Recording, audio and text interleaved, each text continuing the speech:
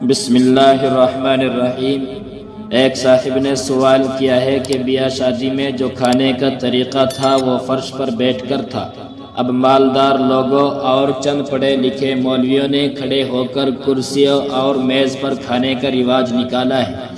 آپ سے گزارش ہے کہ حدیث کی روشنی میں بتائیں کہ کھڑے ہو کر یا کرسیوں پر بیٹھ کر کھانا کیسا ہے اور فرش پر بیٹھ کر کھانا کیسا ہے۔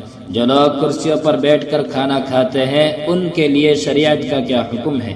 الجواب باللہ توفیق۔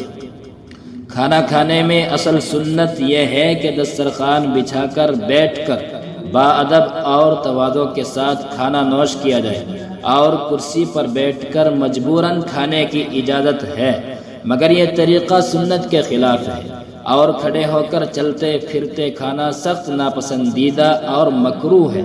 ہر مسلمان کو اس سے احتراز لازم ہے۔